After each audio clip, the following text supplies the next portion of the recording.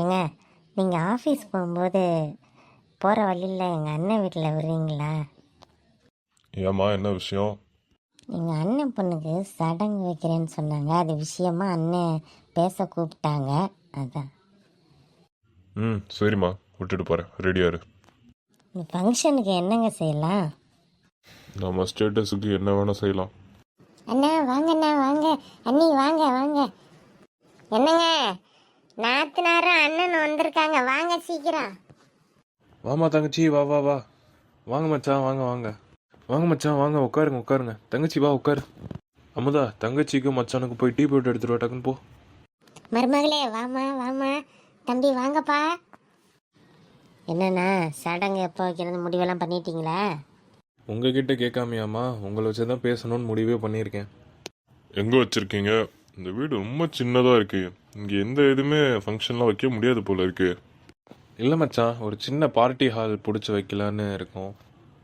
சின்ன party hall எதுக்கு? நல்லா பெரிய மண்டபமாக பிடிச்சி வைக்க வேண்டியது. அதுக்கான எல்லா செலவையும் நானே பார்த்துக்கிறேன். இல்லை மச்சான், பரவாயில்ல, இருக்கட்டும், அதெல்லாம் பார்த்துக்கலாம். இருக்கட்டும், என் ஸ்டேட்டஸுக்கு இதெல்லாம் கம்மி தான். ஏங்க கம்மன்னு இருங்க.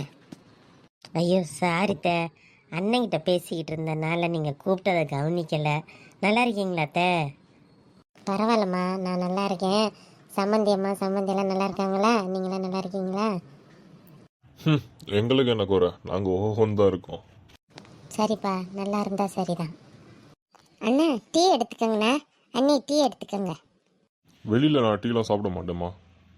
வீட்டில இருந்து வரும்போது தான் நீ டீ எல்லாம் சாப்பிட்டு வந்தோம், வேணாம். சரி. வர ஞாயிற்றுக்கிழமை வச்சுக்கலாமா மச்சான்? ஞாயிற்றுக்கிழமை வச்சுக்கலாம். ஆனால் பார்ட்டி ஹால்லாம் வேணாம். நல்லா பெரிய மண்டபமாக பிடிங்க. அதுக்கு ஃபுல் செலவே நான் பார்த்துக்கிறேன். அப்போ தான் நாங்கள் வந்து நிற்க எங்களுக்கு நல்லாயிருக்கும். சரி மச்சான், உங்கள் விருப்பப்படியே பண்ணுங்க. சரிண்ணா, அப்போ நாங்கள் கிளம்பட்டுமா? சரிம்மா, போயிட்டு வாங்க. சரி மச்சான், பார்த்து போயிட்டு வாங்க. அண்ணே, அண்ணிக்கிட்டேயும் அத்தைக்கிட்டேயும் நான் போயிட்டு வரேன்னு சொன்னதாக சொல்லிடுங்க. சரிம்மா, நான் சொல்லிடுறேன். உன் நாத்தனா புருஷனுக்கு எவ்வளோ பண திமுரு, எவ்வளோ அகம்பாவமாக பேசுகிறான். நம்ம வீட்டில் டீ குடிக்க கூட எவ்வளோ அருவருப்பு படுறாரு பாருங்க அவர். பண திமுரு. உன் வீட்டுக்காரு தங்கச்சியும் தங்கச்சி புருஷனையும் பார்த்து அப்படியே உருகுறாங்களே. தங்கச்சிக்கும் தங்கச்சி வீட்டுக்காருக்கும் இல்லைம்மா, அவங்க கிட்ட இருக்க பணத்துக்கு உருகிறாருமா. இதுங்க மத்தியில் நம்ம அண்ணன் வந்து செய்முறையை நல்லா செய்யணும். என்ன செய்ய போகிறான்னு தெரியல. அதை நினச்சிதாம்மா எனக்கும் கவலையாக இருக்குது. அவன் வச்சுக்கிட்டு வஞ்சனை பண்ண மாட்டாமா, அவன்கிட்ட இல்லை. அதனால் அவன் விட மாட்டாமா, செய்கிறத நல்லா செஞ்சிருவான். அண்ணன் நல்லா செஞ்சிடணுமா, இல்லைன்னா இதுங்க எல்லாம் சேர்ந்துக்கிட்டு நம்மளை கேவலமாக பேசுங்க. அண்ணன்கிட்ட சொல்லியிருக்கேன், படித்து செஞ்சிருவாம்மா.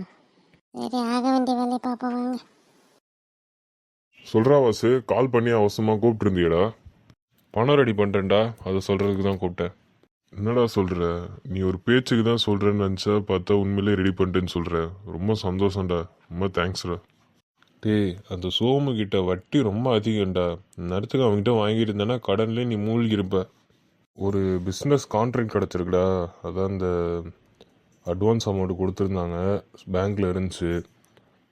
சரி, அதை அப்படியே உனக்கு நான் ட்ரான்ஸ்ஃபர் பண்ணிடுறேன். நீ அக்கௌண்ட் டீட்டெயில்ஸ் மட்டும் கொடு. சரிடா, நான் உனக்கு ஃபோனில் அனுப்பிச்சி விட்றேன்.